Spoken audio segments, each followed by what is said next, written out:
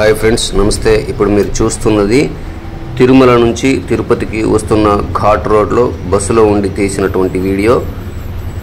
అయితే ఈ ఘాట్ రోడ్డు ఎప్పుడు నిర్మించబడింది అంటే, ఓల్డ్ ఘాట్ రోడ్ అయితే 1944లో నిర్మించబడింది.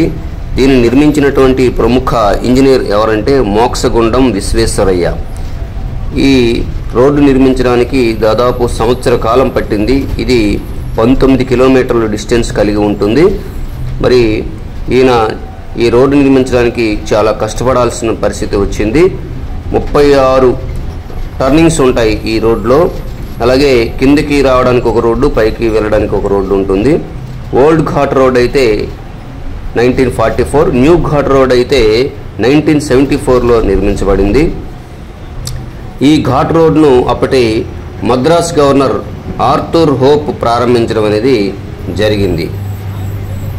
ఈ ఘాట్ రోడ్లో కొంతమంది వాళ్ళ సొంత వెహికల్లో డ్రైవ్ చేసుకుంటూ వస్తుంటారు. ఇది చాలా రిస్కీ టాస్క్ అది.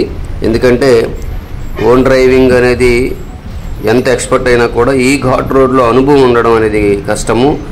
కనుక ఆర్టీసీ బస్సులో ట్రావెల్ చేయడం అనేది చాలా సేఫ్ జర్నీ.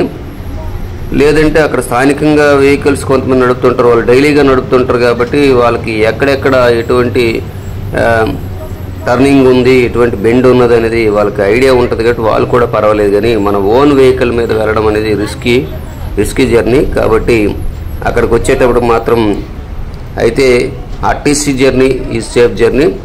లేదంటే అక్కడ ప్రైవేట్ ట్రావెల్స్ అయినా వాళ్ళు డైలీగా వెళ్తుంటారు కాబట్టి వాళ్ళకి అనుభవం ఉంటుంది కాబట్టి పర్వాలేదు. కానీ మన ఓన్ వెహికల్తో వెళ్లకుండా ఉండడమే మంచిది. థ్యాంక్ యూ ఫ్రెండ్స్, నమస్తే.